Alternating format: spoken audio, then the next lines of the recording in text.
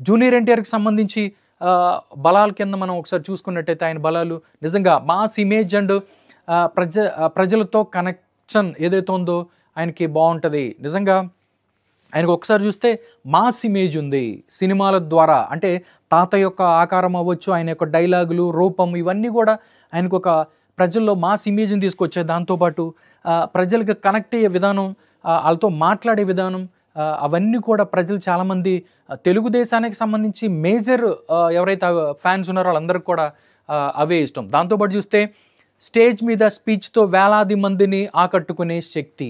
అంటే 2009 ఎలక్షన్స్‌కి సంబంధించే కాకి డ్రెస్‌తో తాతలాగా మాట్లాడుతూ ఆయన చేసినప్పుడు ఆయనే ఎక్కువ మంది నిజంగా ఉర్రూతలూగించారు స్పీచుల్ని. దాని తర్వాత ఇప్పుడు చూసుకున్నట్టయితే ఇప్పటికి కూడా అదే మాస్ ఫాలోయింగ్ ఉంది. స్పీచెస్‌లో కానీ లేకపోతే యాక్టింగ్‌లో వీటన్నిటిలో కూడా ఆయన ఒక మాస్ పల్స్‌ని పట్టుకున్నారని చెప్పొచ్చు. అది ఆయనకున్న బలం. నెక్స్ట్ యువతలో క్రేజ్ ఉంది. ఫ్యాన్ బేస్ దేశవ్యాప్తంగా ఉంది. ట్రిపుల్ ఆర్ తర్వాతే చూసుకున్నట్టయితే ట్రిపుల్ ఆర్ దేశవ్యాప్తంగా ఈ సినిమా అన్ని చోట్ల వెళ్ళింది కాబట్టి దేశవ్యాప్తంగా ఫ్యాన్ బేస్ ఉంది. దాంతోపాటు రీసెంట్‌గా చూసుకున్నట్టయితే వార్ 2తో కూడా ఆయన బాలీవుడ్ సినిమాలు చేశారు.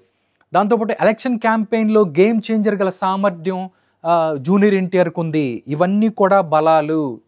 వీటన్నిటికి మించి బలం ఏంటంటే ఆయన విశ్వవిఖ్యాత నట సార్వభౌమ ఎన్టీ రామారావు గారి మనవడు.